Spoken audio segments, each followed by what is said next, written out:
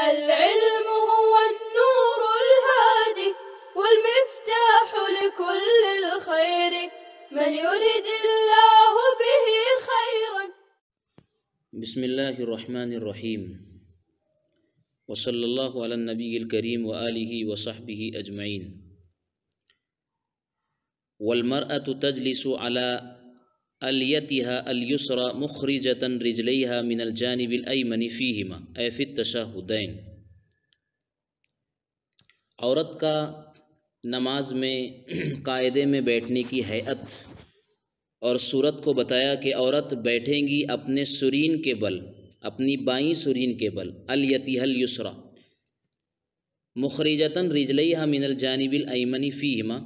دونوں تشہد میں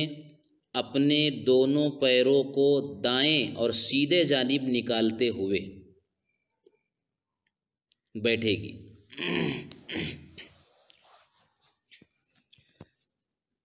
جیسا کہ ماقبل والے سبق میں مردوں کی قاعدے کی ہیئت کو بیان کیا کہ مردوں کو قاعدے میں افتراش کے ساتھ بیٹھنا ہے، یعنی اپنے بائیں پیر کو بچھا کر کے دائیں پیر کو کھڑا کرنا ہے. اور ہمارے نزدیک مردوں کو دونوں تشہد میں اسی کیفیت کے ساتھ بیٹھنا ہے.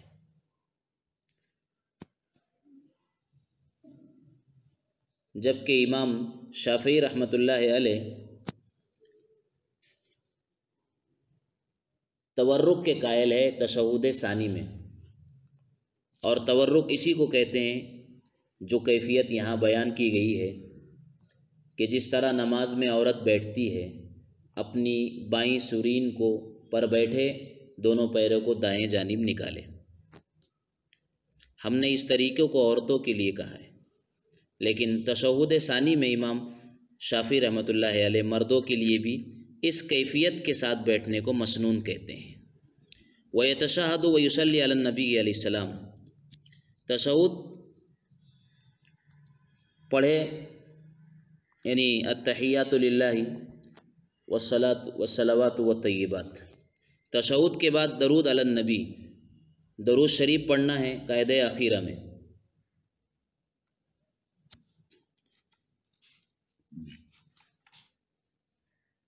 قاعدہ اخیرہ میں درود کے بعد جو ہے درود پڑھنا ہے تشہد کے بعد. اب کون سا درود پڑھا جائے گا؟ اس میں بہتر وہی ہے جو احادیث میں منقول ہے، وہی افضل ہے، جسے ہم درود ابراہیم کہتے ہیں. اللہم صلی علی محمد وعلی آل محمد کما صلیت علی ابراہیم وعلی آل ابراہیم انک حمید مجید، اور اسی طرح اللہم بارک الی آخری. اس کے بعد دعا کریں بما یشبہ القرآن والماسور من الدعاء، ایسی دعائیں جو قرآن کے مشابہ ہو. ربنا ظلمنا انفسنا وان لم تغفر لنا اللہم اغفر لی ولوالدی وللمؤمنین یوم یقوم الحساب. اور جو دعائیں منقول ہے، معصور ہے احادیث مبارکہ میں، ایسی دعا نہ کی جائے جو کلام الناس کے مشابہ ہوتی ہو، یا جو ایسی چیزیں نہ مانگی جائے. درود کے بعد دعا میں جو لوگوں سے مانگی جاتی ہے، مخلوق سے مانگی جاتی ہے، اسی کو کہا لا کلام الناس فلا یسأل شیئا مما یسأل من الناس.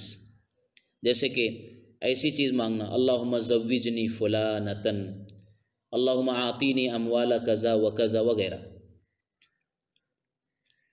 البتہ نماز سے باہر ہر طرح کی جائز حاجات اور ضروریات اللہ سے مانگی جا سکتی ہے، اس میں کوئی حرج نہیں ہے.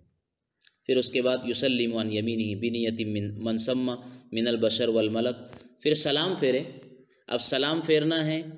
تو ایک تو مقتدی کا سلام ہے، ایک امام کا سلام ہے، اور ایک منفرد کا سلام ہے. تو سلام پھیرنے کے وقت کیا نیت اور ارادہ دل میں ہونا چاہیے؟ تو اس سے پہلے ہم یہ سمجھیں کہ السلام علیکم ورحمۃ اللہ وبرکاتہ، جو کہ عام طور پر رائج ہے. البتہ ابو داؤد کی ایک روایت میں برکاتہ کا کہنا بھی آیا ہے، اصل تو السلام علیکم. دائیں بائیں چہرہ پھیرے تو اس میں جس طرف پھیرے اس طرف جتنے لوگ ہیں اور اس طرف کے فرشتوں کی نیت کر لے۔ اسی طرح اگر امام ہیں تو مقتدیوں کی دونوں جانب نیت کر لے، اپنے سلام میں مقتدیوں کو شامل کرے۔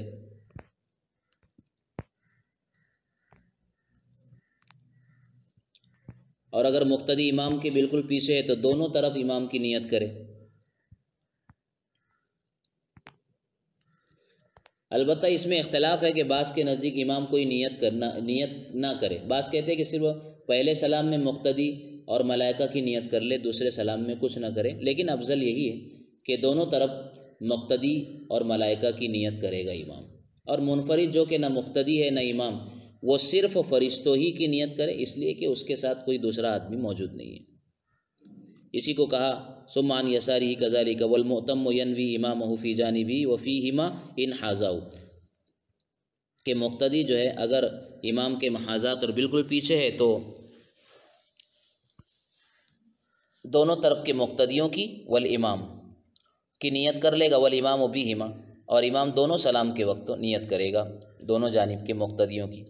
اور فرشتوں کی۔ وعند البعض الامام لا ینوی لأنہ یشیر الی القوم والاشارہ فوق النیت، بعض حضرات یہ کہتے ہیں کہ امام کو کوئی نیت کرنے کی ضرورت نہیں، اس لیے کہ وہ تو اشارہ کرتا ہی ہے اور اشارے کا درجہ نیت سے بڑا ہوا ہے۔ وعند البعض الامام ینوی بالتسلیمۃ الاولی، اور بعض حضرات یہ کہتے ہیں کہ امام پہلے سلام میں تو نیت کرے گا مقتدیوں کی اور ملائکہ کی، دوسرے میں نہیں۔ والمنفرد الملک فقط، اور منفرد صرف وہ فرشتوں کی نیت کرے گا، اس لیے کہ جب وہ تنہا نماز پڑھ رہا ہے تو اس کے ساتھ کوئی اور شریک نہیں ہے۔ فصل فی القراءۃ، نماز میں قراءت کا بیان۔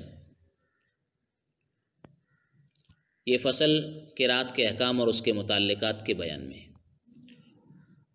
جیسا کہ آپ جانتے ہیں 2 نمازیں سری ہے اور 3 نمازیں جہری ہے، تو جہری نمازوں میں جہراً اور آواز سے قراءت کرنا واجب اور ضروری ہے، اور سری اور خاموش نمازوں میں چپکے اور خاموش طریقے سے قراءت کرنا واجب اور ضروری ہے۔ اس کے برعکس کرنے کی صورت میں سجدہ سہو واجب ہوتا ہے۔ لیکن نماز کی کتنی قراءت میں، کتنی رکعتوں میں قراءت کرنا واجب ہے، اس کی تفصیل یہاں سے بیان فرما رہے ہیں، اور کہاں کہاں جہراً قراءت ہے۔ یجہر الامام فی الجمعۃ والعیدین والفجر واولی العشاءین اداء وقضاء لا غیر۔ جمعہ، عیدین، فجر کی نماز اور عشاءین یعنی مغرب اور عشاء کی پہلی 2 رکعتوں میں امام جہراً قراءت کرے، چاہے یہ نماز ادا ہو یا چاہے قضا ہو۔ لا غیرو کا مطلب نہ کہ دوسری نمازوں میں، یعنی ان کے علاوہ نمازوں میں جہراً قراءت نہیں۔ والمنفرد خیرہ، تنہا نماز پڑھنے والے کو اختیار ہے، جہراً قراءت کرے ان ادا وخافت حتماً ان قضا، مخیر ہے یعنی اس کو اختیار دیا گیا ہے۔ وخیرہ ان ادا، اگر وہ ادا پڑھ رہا ہے نماز کو اپنے وقتوں میں اگر پڑھ رہا ہے تو اسے اختیار ہے، یعنی جہراً قراءت کرے یا سرًا کرے۔ اور خافت حتماً، یقینی طور پر سرًا قراءت کرے گا منفرد ان قضا، اگر وہ نماز قضا پڑھ رہا ہو، وقت نکل جانے کے بعد پڑھ رہا ہو۔ جی، لا غیرو یعنی مذکورہ نمازوں کے علاوہ جہر نہ کرے، لیکن صاحبین کے نزدیک رمضان میں تراویح ہے، وطروں کی نمازوں میں قراءت بالجہر واجب ہے۔ اسی طرح صلاۃ استسقاء ہے، صلاۃ کسوف میں بھی جہراً قراءت کرنا ان کے نزدیک واجب ہے۔ اور بعض حضرات نے لا غیرو کا مطلب لا غیر الامام لیا ہے، یعنی مذکورہ نمازوں میں امام کے لیے قراءت بالجہر واجب ہے، منفرد کے لیے نہیں۔ اور رہی بات مقتدی کی، جو کسی کی اقتداء میں نماز پڑھ رہا ہو، تو مطلقاً اس کے لیے قراءت نہیں ہے، نہ جہراً نہ سرًا۔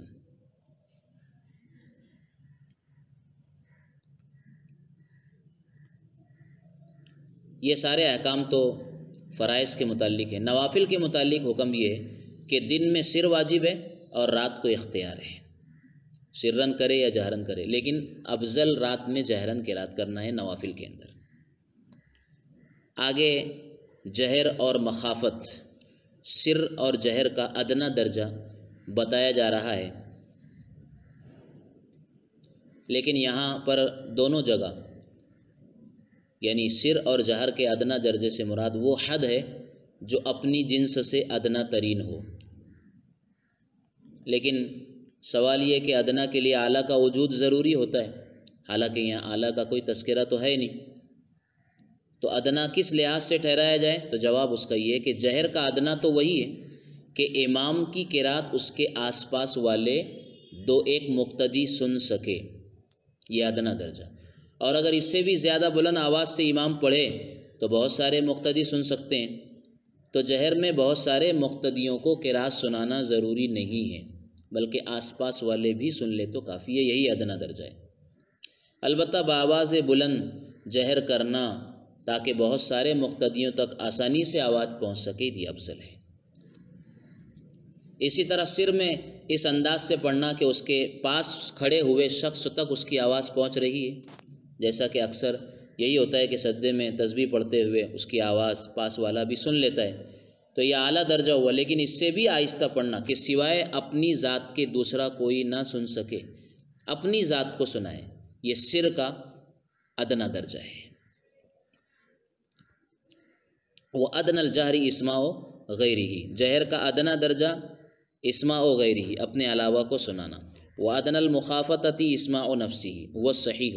اور سر کا اور آہستہ پڑھنے کا ادنا درجہ اپنے آپ کو سنانا ہے، ہو صحیح، یہی قول زیادہ صحیح ہے۔ یہ دراصل ہو صحیح کہہ کر احتراز عما قیل ان ادنى الجہر اسماع نفسہ و ادنى المخافۃ تصحیح الحروف، اس قول کی تردید مقصود ہے جو آگے شارح وقایہ بیان فرما رہے ہیں، یعنی جہر اور سر کی مذکورہ عبارت کے ساتھ توضیح صحیح ہے، اس لیے کہ پڑھنا اگرچہ زبان کا کام ہے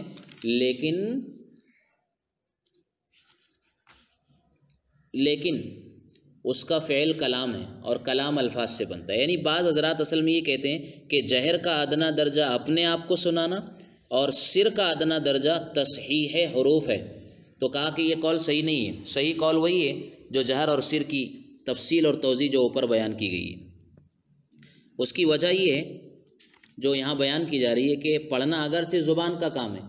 لیکن اس کا فعل کلام ہے، یعنی زبان کا جو فعل ہے وہ کلام ہے،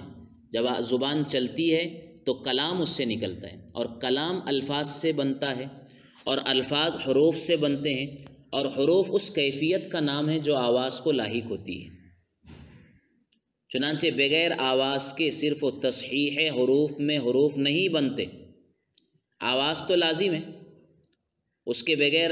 حروف نہیں بنیں گے۔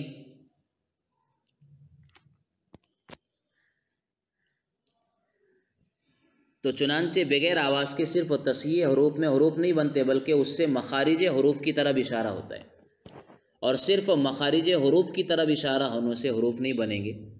تو اس سے واضح ہو گیا کہ وہ حضرات جو یہ کہتے ہیں کہ جہر کا ادنا درجہ اپنے آپ کو سنانا اور سر کا ادنا درجہ تصحیح حروف ہے، یہ درست نہیں ہے، اس لیے کہ تصحیح حروف میں حروف نہیں بنیں گے، کیونکہ آواز کے بغیر حروف نہیں، اور کلام الفاظ سے اور الفاظ حروف سے، یہ ساری کڑی جب ملتی ہے تب جا کر کے کلام تیار ہوتا ہے، جب آواز ہی نہیں ہے تو اسے کلام نہیں کہا جائے گا۔ آگے مصنف رحمۃ اللہ علیہ نے فرمایا کہ وَقَضَى فِي كُلِّ مَا تَعَلَّقَ بِالنُّطْقِ وَالطَّلَاقِ وَالْإِطَاقِ وَالِاسْتِثْنَاءِ وغیرہ، جو جہر کی تعریف ادنا درجے کی جو تعریف اوپر بیان کی گئی ہے، وہی تعریف ہر اس حکم شریعت سے متعلق ہوں گی جس کا تعلق نطق سے ہو، جیسے کہ طلاق ہے، عتاق ہے، استثناء ہے۔ یہ مذکورہ اصول پر تفریح پیش کی جا رہی ہے کہ محض تصحیح حروف بغیر آواز کے حروف نہیں ہوتے اور نطق کو نہیں پایا جاتا، اس لیے طلاق ایسی صورت میں واقع نہیں ہوگی، کیونکہ ایسا کوئی لفظ صادر ہی نہیں ہوا جو طلاق یا عتاق کے معنی رکھتا ہو۔ تصحیح حروف میں نطق نہیں اور کلام نہیں، جب کوئی لفظ ہی صادر نہیں ہوا تو اسے طلاق اور عتاق کیسے قرار دیا جائے گا؟ لہٰذا طلاق کے واقع ہونے، آزادی کے واقع ہونے اور استثناء کے صحیح ہونے کے لیے ادنا درجے کا جہر اسماع نفسی جسے کہا جاتا ہے، اور ادنا درجے کا سر اسماع و نفسی، اور ادنا درجے کا جہر اسماع و غیری ہی، دوسرے کو سنانا، وہی تعریف کے مطابق طلاق، عتاق اور استثناء واقع ہو گئے۔ اسی کو آگے کہا اے ادنا المخافتتی فی هذه الاشیاء اسماع و نفسی، کہ ادنا درجے کا سر جو ہے ان تمام مذکورہ صورتوں میں اسماع و نفسی اپنے آپ کو سنانا ہے۔ حتی لو طلق و اعتق بحیث صحح الحروف، حتیٰ کہ اگر کسی نے طلاق دیا یا آزاد کیا غلام کو، باندی کو، اس طور پر کہ تصحیح حروف اس نے کیا، لیکن لم یسمع نفسہ، اتنی بھی آواز نہیں نکالا کہ جو اس کو اپنے آپ کو سنائی دے، تو لا یقع، ایسی صورت میں طلاق اور عتاق واقع نہیں ہوگا۔ ولو طلق جہرا، اور اگر کسی نے طلاق بالجہر دیا، ووصل بھی انشاءاللہ، اور متصلاً طلاق کے ساتھ انشاءاللہ کہا، تو بحیث اس طور پر کہ لم یسمع نفسہ، اس نے اپنے آپ کو بھی نہیں سنائی دیا، اتنی آہستہ سے اس نے کہا کہ خود بھی نہیں سن پایا انشاءاللہ، تو یقع الطلاق، انتی طالق جو کہا اور انشاءاللہ جو اتنی آہستہ کہا کہ خود سنائی نہیں دیا اس کو، تو طلاق واقع ہو جائے گی، اور یہ استثناء صحیح نہیں ہوا، اس لیے کہ تصحیح حروف کا نام جو ہے کلام نہیں ہے، بلکہ کلام تو نام ہے الفاظ سے صادر ہونے والے، اور جو الفاظ حروف سے بنتے ہیں اور جس میں ایک قسم کی آواز ہوتی ہے، اور ادنا درجے کی آواز اور سر یہ ہے کہ خود کو سنائی دے۔ جب خود کو سنائی نہیں دیا تو انتی طالق جو واضح ہے اس سے طلاق واقع ہو گئی، اور انشاءاللہ جو طلاق کو روک سکتا تھا، چونکہ اس میں خود اپنے آپ کو اس نے سنائی نہیں دیا اور اس کا وجود ہی نہیں پایا گیا، اس لیے طلاق واقع ہو جائے گی اور استثناء صحیح نہیں ہوگا۔ تو گویا اس قسم کے تمام احکام میں سر کا وہی ادنا درجہ اور وہی تعریف معتبر ہوگی، یعنی اپنے آپ کو کم سے کم سنانا، اگر یہ پایا جائے تو ہی احکام مرتب ہوگے، ورنہ اسے کالعدم قرار دیا جائے گا۔ آگے کہا فَإِن تَرَكَ سُورَةَ أُولَيِ الْعِشَاءِ قَرَأَهَا بَعْدَ فَاتِحَةِ أُخْرَيَيْهِ وَجَهَرَ بِهِمَا إِنْ أَمَّ وَلَوْ تَرَكَ فَاتِحَتَهُمَا لَمْ يُعِدْ۔ اگر کسی نے عشاء کی پہلی 2 رکعتوں میں فاتحہ ترک کی تو آخری دونوں رکعتوں میں اعادہ نہ کرے، اس لیے کہ آخری دونوں رکعتوں میں وہ فاتحہ تو پڑھے گا۔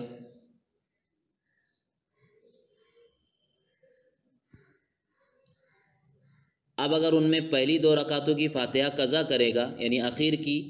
2 رکعتوں میں پہلی 2 رکعتوں کی فاتحہ کو اگر قضا کرے گا تو ایک ہی رکعت میں تکرار فاتحہ لازم آئے گا، اور یہ مشروع نہیں ہے۔ اسی مسئلے کو اس عبارت میں یہاں انہوں نے بیان فرمایا ہے کہ اگر امام کو یہ مسئلہ پیش آئے تو آخری دونوں رکعتوں میں جہراً اس صورت کی قضا کرے۔ یہاں پر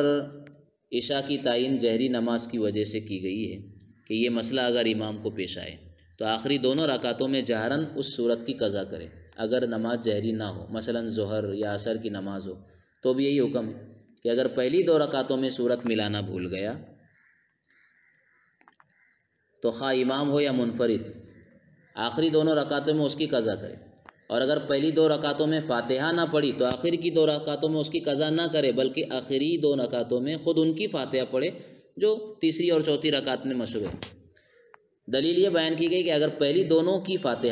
2 رکعتوں کی فاتحہ آخر کی 2 رکعتوں میں اگر پڑھے گا تو ایک رکعت میں تکرار فاتحہ لازم آئے گا، جو کہ غیر مشروع ہے۔ البتہ اس پر ایک اعتراض ہوگا کہ جیسا کہ پہلے ہم مسئلہ پڑھ چکے ہیں کہ نمازی کو اختیار تھا کہ آخر کی دونوں میں رکعتوں میں چاہے فاتحہ پڑھے یا تسبیح پڑھے یا خاموش رہے، تو ان سب کا اجتماع ممکن ہے کہ آخری 2 رکعتوں کے لیے تسبیح پڑھے یا خاموش رہے، اور پہلی 2 رکعتوں کی فاتحہ کی قضا بھی پڑھ لے تو تکرار لازم نہ آئے گا۔ جواب اس کا یہ ہے کہ آخری 2 رکعتوں کی فاتحہ اگرچہ فرض نہیں ہے، لیکن فاتحہ کا پڑھنا افضل تو ہے، بلکہ سنت موقت ہے، جیسے کہ پہلے اس کی وضاحت کر دی گئی ہے۔ اب نمازی کے ظاہر حال سے یہ معلوم ہوتا ہے کہ اگر وہ امام ہے تو اس کو ترک نہیں کرتا، لہذا اس کے باوجود اگر وہ پڑھے گا تو ضرور تکرار لازم آئے گا، اس لیے ایسا نہ کرے۔ اسی کو کہا کہ لِأَنَّهُ يَقْرَأُ الْفَاتِحَةَ فِي الْأُخْرَيَيْنِ فَلَوْ قَضَى فِيهِمَا فَاتِحَةَ الْأُولَيَيْنِ، اخیر کی 2 رکعتوں میں تو فاتحہ پڑھنے ہی والا ہے، جیسا کہ پڑھنا افضل ہے، سنت موقت ہے، پس اگر پہلی 2 رکعتوں کی فاتحہ اولین یعنی پہلی رکعتوں کی فاتحہ کو اگر آخر کی دو میں قضا کرے گا یلزم تکرار الفاتحتی فی رکعت واحدۃ، تو ایک رکعت میں تکرار فاتحہ لازم آئے گا، وذا غیر مشروع، اور یہ مشروع نہیں ہے، اس لیے ایسا نہ کرے۔ اور اگر پہلی دو رکعتوں کی کوئی صورت اگر چھوٹی ہے تو وہ بعد کی دو صورتوں میں اس کی قضا کرے گا، اس لیے کہ بعد کی دو صورتوں میں صرف وہ سورہ فاتحہ ہے، صورت نہیں ہے، تو وہاں تکرار کا سوال نہیں پیدا ہوتا۔ اللہ تعالی ہمیں ان احکام کے مطابق نماز کو پڑھنے والا بنائے اور نمازوں کا اہتمام نصیب کرے۔ وما توفیق۔ السلام عليكم، لا تنسوا الاعجاب بالفيديو والاشتراك في القناة تشجيعا لنا لنستمر بنشر المزيد إن شاء الله.